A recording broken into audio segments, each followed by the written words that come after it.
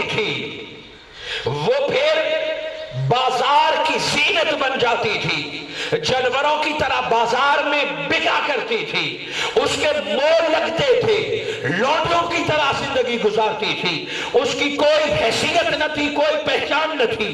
یا اس دور کی عورت زمین میں دفن ہو جاتی تھی یا مرد کے رسم و رواج کے بھیڑ چڑھ جاتی تھی۔ یوں سارا معاشرہ ہر دور میں افراط و تفرید کا شکار رہا ہے۔ اور جدید دنیا آج کی دیکھ لے، جب تعلیم عروج پہ ہے اور حقوق کے نسواں کے نعرے لگائے جا رہے ہیں، انٹرنیشنل سطح پر این جی اوز بنائی گئی ہیں، عورت کو خوشنما نعرے دے کر عورتوں کو اپنے ساتھ شامل کرنے کی کوشش کی جا رہی ہے اور ترقی کی راہ میں اسے برابر کا شریک کیا جا رہا ہے۔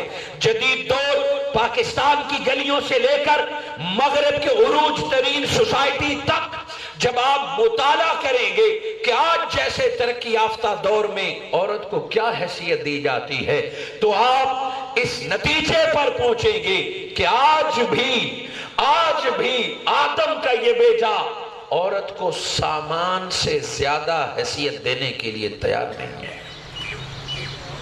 سامان کسی حیثیت دی جاتی ہے، اور سامان دو طرح کا ہے، ایک سامان ضرورت اور ایک سامان آرائش یا سامان تعیش۔ جب کسی شے کی ضرورت پڑتی ہے تو بندہ اپنی ضرورت پوری کرنے کے لیے تگ و دو کرتا ہے، خرچ کرتا ہے، اور وہ تلاش میں نکلتا ہے۔ جس شے سے اس کی ضرورت پوری ہو جائے پھر اسے ردی کر دیتا ہے، ٹشو کی طرح استعمال کر کے پھینک دیتا ہے۔ اسے گھر کے کونے میں جگہ نہیں ملتی جس شے سے ضرورت پوری ہو جائے، اور پھر بھی اسے عبث سمجھ کے کباڑیا کے حوالے کر دیا جاتا ہے، گندگی کے ڈھیر پر بھیج دیا جاتا ہے۔ اور سامان آرائش کیا ہے؟ مکان سامان ضرورت ہے، مگر انسان کی طبیعت میں عیاشی ہے، حسن ہے، آرائش پسندی ہے۔ مکان بن جائے تو اس کے رنگ و روغن کا دل چاہتا ہے، اس میں گلدان سجانے کا دل چاہتا ہے، گلدستے اور پھول سجانے کا دل چاہتا ہے، سینریز لگانے کا دل چاہتا ہے۔ آج کا انسان عورت کو سامان ضرورت کے بعد سامان آرائش سمجھتا ہے، سامان نمائش سمجھتا ہے، عورت کو اتنی سی حیثیت دیتا ہے۔ جب تک عورت ضرورت پوری کرتی رہے، جب تک عورت آرائش کے قابل رہے، جس دن اس کی ضرورت پوری کرنے کی طاقت نہ رہے، جس دن وہ زیبائش اور آرائش کے قابل نہ رہے، جب اس کا حسن ڈھل جائے، جب اس کی جوانی ڈھل جائے، جب وہ کام کرنے کی طاقت نہ رکھے، تو آج کی سوسائٹی اسے اولڈ ہاؤس میں جمع کر دیتی ہے۔ آج کی سوسائٹی اسے راہ سے ہٹا کر اس کی جگہ بدل دیتی ہے، اس کی جگہ کسی اور کو دے دیتی ہے، اور عورت ذلیل و خوار ہو کے بھیک مانگنے پر، آنسو بہانے پر اور اولڈ ہاؤس میں زندگی گزارنے پر مجبور ہو جاتی ہے۔ میں نے اس تمہیدی گفتگو میں آپ کے سامنے اسلام سے قبل اور موجودہ دور میں عورت کے معاملے میں جو افراط تفریط ہے اس کی تصویر سامنے رکھی ہے۔ ایک اسلام ہی ہے جس نے پورے حقوق و احترام کے ساتھ دنیا میں نہ صرف رہنے کا حق دیا ہے، بلکہ پہلی دفعہ عورت کے حقوق متعین کر کے اسلام ان حقوق کا محافظ ہو گیا ہے۔ جس بیٹی کو زندہ دفن کیا جاتا تھا، جس عورت کو بازار میں بیچا جاتا تھا، صدقہ میلاد مصطفیٰ کا، صدقہ میرے آقا کی آمد کا، صدقہ حضرت آمنہ کا، صدقہ حضرت حلیمہ کا، صدقہ حضرت فاطمہ کا، ارے جو بیٹی زندہ دفن ہوتی تھی آج وہ مرد کے حصول جنت کا سبب بن رہی ہے۔ جو عورت بازار میں بکا کرتی تھی جانوروں کی طرح، صدقہ میرے آقا کی آمد کا، اس عورت کو اسلام نے ماں کا مقام دیا، بہن کا مقام دیا، بیٹی کا مقام دیا، بیوی کا مقام دیا، بلکہ اسے دین کا حصہ بنا دیا۔ اے مرد، آج کے بعد نہ صرف تیری سوسائٹی بلکہ تیرا دین ہوگا تب مکمل جب تیرے دین میں عورت کا مقام دیا جائے گا۔ اسلام نے عورت کو مقام دیا. آج ہمارے اس گفتگو کا مقصد یہ ہے کہ وہ لوگ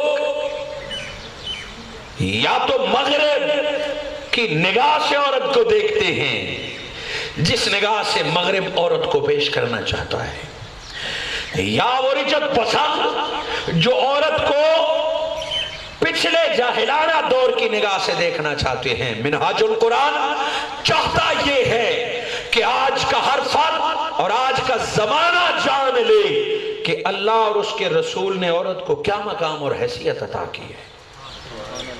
اپنی اس بات اور موقف کی وضاحت کے لیے میں نے آپ کے سامنے جو آیہ مبارکہ تلاوت کرنے کا اعزاز حاصل کیا.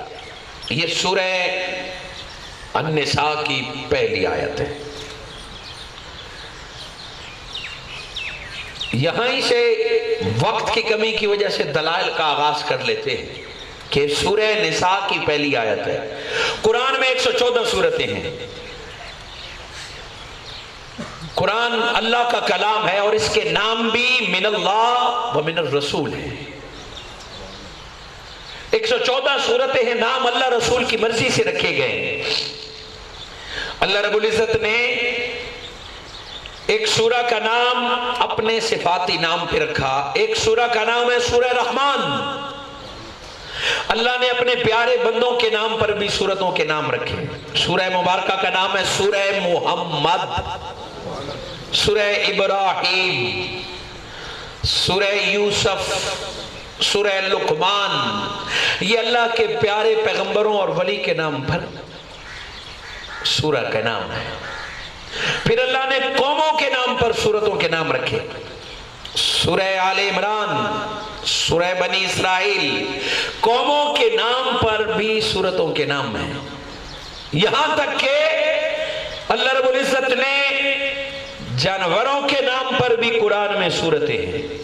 سورہ فیل ہاتھی والی سورہ, سورہ نمل چیونٹی والی سورہ, سورہ بقرہ گائے والی. گویا آپ نے دیکھا رحمان بندوں کے نام کی صورتیں, جانوروں کے نام کی صورتیں. اور قرآن انسان کے لیے اترا ہے. اور جب ہم انسان بولتے ہیں تو عورت بھی انسان ہے, مرد بھی انسان ہے. سارا قرآن انسان کے لیے آیا ہے. مگر میرے بھائیوں سنو, نام پہ تو ہیں مگر 114 سورتوں میں مردوں کے نام کی سورہ نہیں ہے. ہے تو سارے انسانوں کے لیے مگر یہ مردوں والی سورہ ہے, یہ قرآن میں نہیں ہے. رب نے 114 سورتوں میں ایک سورہ کا نام سورہ نساء رکھ دیا ہے تاکہ ایک کو عورت کو پتا چلے کہ تو اللہ رسول کے ہاں بھولی نہیں گئی ہے, تجھے مستقل حیثیت دی گئی ہے, تجھے قرآن کا ٹائٹل بنایا گیا ہے. اور مرد بھی جان لے کہ اس کو خلط ملط کرنے کی ضرورت نہیں. جس طرح قرآن میں علیحدہ ٹائٹل دیا گیا ہے, علیحدہ ڈسکس کیا گیا ہے, انسان سمجھ لے, ہر دور کا معلم جان لے, ہر دور کا مرد جان لے. اور دین پورا تب ہوگا ہر دور میں عورت کو انفرادی حیثیت دے کر ان کی تعلیم کا, ان کے مخاطب ہونے کا اور ان کے دروس کا یوں جداگانہ بندوبست کرتے رہو گے تو انسانیت کو عروج ملتا رہے گا. گویا ایک نام دے کے انفرادی حیثیت عطا کی, سورہ النساء عورتوں والی سورہ. اور میں نے اسی سورہ مبارکہ کی پہلی آیت تلاوت کرنے کا اعزاز حاصل کیا جس میں اللہ رب العزت نے فرمایا یا ایھا الناس, اے لوگو. اور قرآن میں جب ناس کا لفظ آتا ہے تو ناس آدم علیہ السلام کی اولاد ہے. جتنا مرد اس میں ہیں اتنی عورتیں ہیں. مرد اور دونوں عورتوں کو مخاطب کر کے ناس میں کافر, مشرک, یہودی, عیسائی سارے آ جاتے ہیں. نہ مذہب کی تقسیم ہے, نہ رنگ اور نسل کی تقسیم ہے, اور نہ ہی اس میں مرد اور عورت ہونے کی تقسیم ہے. جب بھی فرمایا یا ایھا الناس کا اے مردو اے عورتوں, اگلا حکم برابری کی بنیاد پہ سنو. رب مردوں کو بھی حکم دے رہا ہے اور رب عورتوں کو بھی حکم دے رہا ہے. مولا کیا इत्तकू रब्बकुम, अपने अल्लाह से डरो, अपने रब से डरो। किसने? अल्लज़ी खलक़कुम, उस रब से डरो जिसने तुम्हें पैदा किया है। उस पालने वाले ने तख्लीक इंसानियत की तरफ तवज्जो दिलाई है। ऐ लोगो, उस अल्लाह से डरो जिसने तुम्हें पैदा किया है। खालिक वही है और मोहताज नहीं है कि वो अल्लाह किसी को किसी से पैदा करे, मोहताज नहीं है वो, बगैर किसी के किसी को पैदा कर सकता है। मगर यहां इंसान को समझाया मिन नफ्सिन वाहिद, ऐ लोगो उस अल्लाह से डरो जिसने तुम्हें एक जान से पैदा किया है। फिर इस एक जान से मिनहा ज़ौजहा, फिर इसी से इसका जोड़ पैदा फरमाया, जोड़ा पैदा फरमाया, इसका जोज पैदा फरमाया, और फिर इससे कसीर तादाद में मर्द भी पैदा फरमाए और इससे कसीर तादाद में औरतें भी पैदा फरमाई हैं। यहाँ औरतों की पैदाश का जिक्र भी है, मर्दों की पैदाश का जिक्र भी है, और कहा यह कि ये दोनों एक जान से पैदा की गई हैं। तख्लीक में अल्लाह ने मर्द और औरत को बराबर रखा है, अल्लाह रब्बुल इज्जत ने खिताब में बराबर रखा है और फरमाया मिन नफ्सिन वाहिद, मर्द हो या औरत हो एक ही जान से पैदा किया गया है, एक ही जान से उसे आगाज हुआ है। और इसमें क्या है, आज मर्द और औरत को जब तारुफ के तौर पे पेश किया जाता है तो जुदा जुदा पेश किया जाता है, और तफाकुर मुआशरे में खानदानों की बुनियाद पर होता है। कोई अपने आप को बड़ा समझता है तो शजरे नस्ब की वजह से समझता है, अपने बाप दादा की वजह से समझता है। जिसका कोई खानदान या बाप दादा बड़ा हो वो अपने आप को दूसरों से मुमताज समझता है कि मैं इनसे बड़ा हूं, मेरे जैसे ये नहीं, मैं फलां खानदान से हूं। और जब खानदान एक हो, बाप एक हो, दादा एक हो, एक ही बाप की औलाद हो, एक खूबसूरत हो दूसरा बदसूरत हो, एक पढ़ा लिखा हो दूसरा जाहिल हो, एक मर्द हो या औरत हो, जब बाप एक हो दादा एक हो तो फिर कोई किसी पर फौकियत की बात नहीं कर सकता। का क्या हुआ है, तू अगर खूबसूरत है तू भी उसी बाप की औलाद है, मैं भी उसी बाप की औलाद हूं। क्या हुआ अगर तू अमीर है और मैं गरीब हूं, तू भी उसी बाप की औलाद है, मैं भी उसी बाप की औलाद हूं। शजरे नसब एक हो, खानदान एक हो, बाप एक हो, तो न किसी को एहसास कमतरी होता है अपने काले रंग की वजह से, अपनी तालीम की कमी की वजह से या दौलत की कमी की वजह से, वो एक दूसरे को बराबर समझते हैं। यहां कुरान तख्लीक के एतबार से बंदे को मुतवज्जे करता है, मिन नफ्सिन वाहिद, तू मर्द है तो होगा, तू औरत है तो होगी, मगर देख तेरी तख्लीक एक जान से हुई है, बतौर इंसान के। ए मर्द तू भी उसी से पैदा किया गया है, ए औरत तू भी से उसी पैदा किया है। उस पैदा करने वाले ने तख्लीक के एतबार से मिन नफ्सिन वाहिद की हैसियत से तुम्हें बराबरी का दर्जा अता किया है, एक जान से पैदा किया। वाहिद का लफ्ज बुनियाद एक है, फिर इसमें मर्द और औरत पैदा किए। यहां बड़ी लतीफ बात, आप दोनों मर्द और औरत कसीर तादाद में हाफिजाबाद में जमा हैं। अगली बात सुनेंगे तो रूह तक खुश हो जाएगी। तख्लीक में अव्वलियत मर्द को है, ये एजाज उसे हासिल है। इस एजाज पे खुश होना तो दुरुस्त है, बतौर फखर पेश करना तो दुरुस्त है कि मर्द आदम अलैहिस्सलाम पहले पैदा हुआ और अम्मा हवा बाद में पैदा हुई है। मर्द के लिए एजाज तो है, मगर इसको बुनियाद बना के औरत को कमतर समझना या औरत को डिग्रेड करना या औरत को सानवियत देना, यह दुरुस्त नहीं है। मर्द को अल्लाह ने पैदा किया, औरत बाद में पैदा हुई, ये उसका मकाम कम नहीं कर रही बल्कि इसको मजीद इज्जतें अता कर रही है। कैसे? आदम अलैहिस्सलाम को जब अल्लाह रब्बुल इज्जत ने बनाया तो आदम अलैहिस्सलाम के बनाने के लिए उस रब ने जिसको किसी शय बनाने के लिए किसी शय की जरूरत नहीं है, वो फरमाए کن وہ چیز ہو جاتی ہے. پہاڑ بن گئے, دریا بن گئے, سمندر بن گئے. رب فرماتا کن. آدم علیہ السلام سامنے موجود ہوتے مگر ایسا نہیں کیا. رب نے مٹی منگوائی, پانی ڈروایا, گارا بنوایا, آگ ہوا کو حاضر کیا, پانی منگوائے گئے, گارے بنوائے گئے, اس میں خمیر پیدا کیا گیا. پھر فرشتوں کی ڈیوٹی لگائی گئی کہ اس کا جسد برابر کرو, جسم بنتے رہے. آدم کا جسم سجدہ رہا, پھر چہرہ بنا, پھر جسد آدم جب بن گیا, پھر رب نے فرمایا وَنَفَخْتُ فِيهِ, میں رب نے اس میں اپنی روح ڈال دی. اللہ نے اپنی طرف سے روح ڈالی, پھر آدم علیہ السلام کو زندگی ملی, وہ جسد انسان بن گیا. پھر فرشتوں سے سجدہ کیا. انسان اس پہ فخر کرتا رہے, مرد اس پہ فخر کرتا رہے, تو یہ اعزاز ہے. یوں آدم علیہ السلام بن گئے.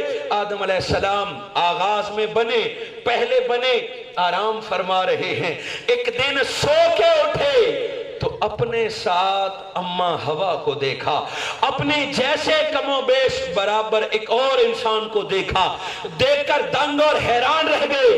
رب سے پوچھا مولا یہ کیا ہے, یہ کون ہے؟ سن, رب نے فرمایا اے آدم یہ ہوا ہے, یہ عورت ہے. اللہ نے تیری زندگی کو خوبصورت اور پرسکون بنانے کے لیے عورت کو پیدا فرما دیا ہے. پہلا پیغام مرد کو تھا کہ پہلے تجھے پیدا کیا ہے, کپام تو ہوگا, سردار تو ہوگا, مگر پہلے دن سے فیصلہ ہے تیری زندگی کا سکون اور خوشی رب نے ایک عورت میں رکھ دی ہے. عورت کبھی ماں بن کر, کبھی بہن بن کر, کبھی بیٹی بن کر اور کبھی بیوی بن کر ساری عمر تجھے سکون دیتی رہے گی. رب نے پیدا کیا ہے تجھ سے. اللہ نے عورت کو آدم علیہ السلام سے پیدا فرمایا. یہاں جو لطیف بات ہے کہ ایک مکان بنا آپ کے سامنے. جب کاریگر آیا کہ یہ مکان کیسے بنے گا, تو کاریگر نے کہا مٹی, اینٹ, بجری, پانی, یہ میٹیریل جمع کرو پھر میں بنا کے دوں گا. ایک مکان یوں بن گیا. 7 والا مکان بنے گا تو وہ بھی یہی میٹیریل جمع کرے گا. آدم علیہ السلام بنے, مٹی منگوائی گئی, گارے بنائے گئے, جسم سجائے گئے. چاہیے تو یہ تھا کہ اب کوئی اور بنے, پروسیس یہی ہے, طریقہ کار یہی ہے, کم و بیش میٹیریل یہی لگے گا, مینوفیکچرنگ یہی ہے, مگر ایسا نہیں کیا. اس رب نے آدم علیہ السلام کو اس پروسیس سے پیدا کیا اور آدم علیہ السلام بھی سوتے رہے اور اماں ہوا کو آدم کی پسلی سے پیدا کیا. یہ کیا تھا, اس طریقے سے پیدا نہیں کیا جس طریقے سے آدم کو پیدا کیا. اماں ہوا کو آدم علیہ السلام کی پسلی سے پیدا کیا. پہلا پیغام ایک عورت کے لیے تھا, اے عورت دیکھ, رب چاہتا تو تجھے جداگانہ پیدا کر دیتا, مگر اللہ نے تجھے ڈائریکٹ نہیں پیدا کیا. اللہ نے تمہیں مرد کی پسلی سے پیدا کیا. تو جان لے تیری اپنی حیثیت ہوگی, تیرا اپنا مقام ہوگا, تیرا اپنا تعارف ہوگا, مگر رب نے تجھے مرد سے پیدا کر کے تجھے یہ بات سمجھائی ہے کہ تو کوئی جدا شے نہیں ہے, تو مرد کا حصہ ہے. دنیا میں اگر عزت سے رہنا ہے تو تجھے مرد سے جڑ کے رہنا ہوگا, کسی کی ماں بن کر, کسی کی بہن بن کر, کسی کی بیٹی بن کر, کسی کی بیوی بن کر. تیری ساری عزتیں تب تک ہے جب تک تو پسلی کی طرح مرد سے اپنے آپ کو جڑا ہوا محسوس کرے گی. یوں عورت کے لیے پیغام تھا اور مرد کے لیے کیا تھا کہ اے مرد تو عورت کو جدا سے نہ سمجھ, رب نے تیری پسلی سے پیدا کیا. اللہ چاہتا تو تیری پاؤں سے پیدا کرتا, تو برحق ہوتا کہ اسے پاؤں کی جوتی سمجھتا کہ رب نے تجھے میرے پاؤں سے پیدا کیا. اور اے عورت تو فخر کرتی اگر اللہ نے تجھے مرد کے سر سے پیدا کیا ہوتا تو عورت کہتی میں تیرے سر سے پیدا ہوئی ہوں, مرد کہتا تو میرے جوتی سے پیدا ہوئی ہے. مگر اللہ نے عورت کو مرد کے پسلی سے پیدا کیا. اے مرد, نہ یہ جوتی ہے نہ یہ سر کا فخر ہے, بلکہ یہ تیری جان ہے. اللہ نے تیرے دل سے پیدا کر کے تجھے بتا دیا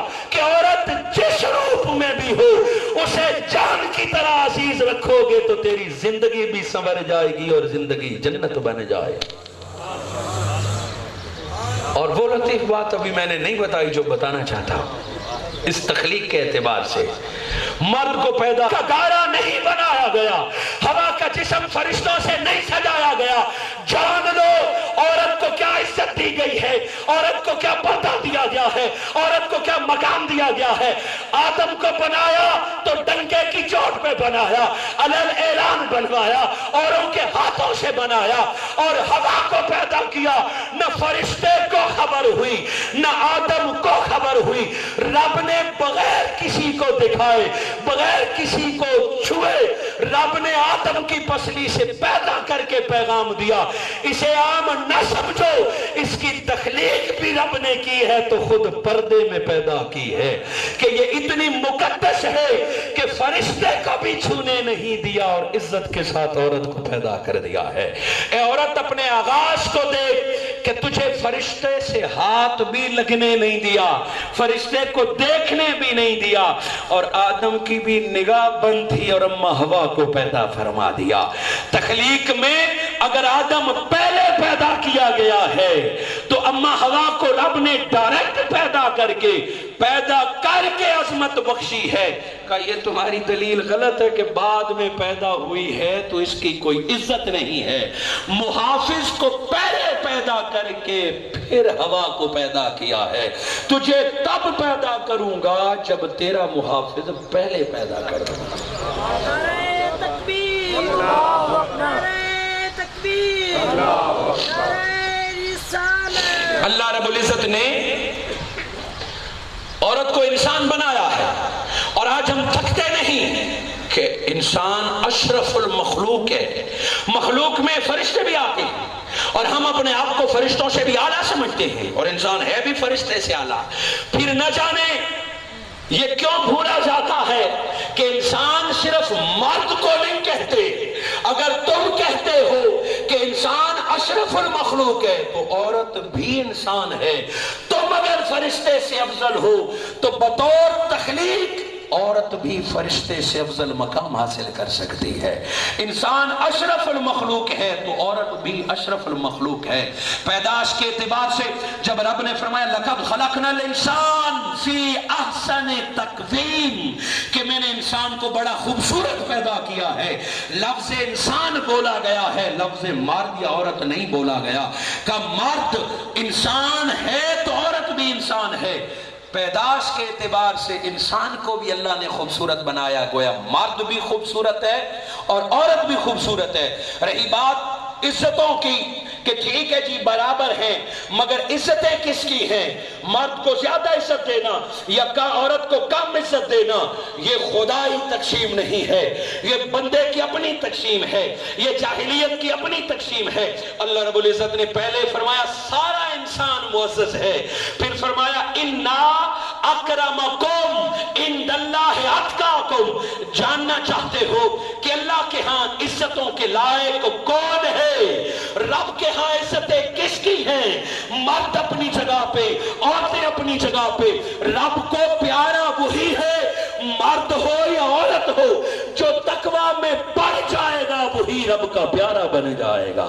عورت اگر تقوی و پرہیزگاری میں بڑھتی ہے تو وہ رابعہ بصری بن جاتی ہے, وہ عائشہ بن جاتی ہے, وہ فاطمہ بن جاتی ہے, وہ خدیجہ الکبریٰ بن جاتی ہے. کئی مرد نیچے رہ جاتے ہیں اور عورت تقوی کی پہچان بن جاتی ہے. ان اکرمکم عند اللہ اتقاکم, تم میں سے جو بھی پرہیزگار ہوگا وہی عزتوں کے مقام پر فائز کر دیا گیا. اور قرآن نے جب مخاطب کے لیے بھی عورت کے لیے بھی, وجاہدوا عورت کے لیے بھی مرد کے لیے بھی, جہاد کا حکم عورت کے لیے بھی مرد کے لیے, سارے احکامات بطور فرض برابر ہیں. کوئی ایسا فرض نہیں جس میں صرف مرد ہو اور عورت نہ ہو. فرض عین ساروں کے لیے برابر ہیں, ہر ایک کے لیے. رہی بات اجر کی تو یہ بھی نہیں کہ مرد کو زیادہ اجر ملے گا. اللہ رب العزت نے جنت قبر بھی بنائی تو ایک بنائی ہے, پھر جنت بھی بنائی ہے تو ایک بنائی ہے. مردوں کی جنت جدا نہیں ہے, عورتوں کی جنت جدا نہیں ہے. کہ تم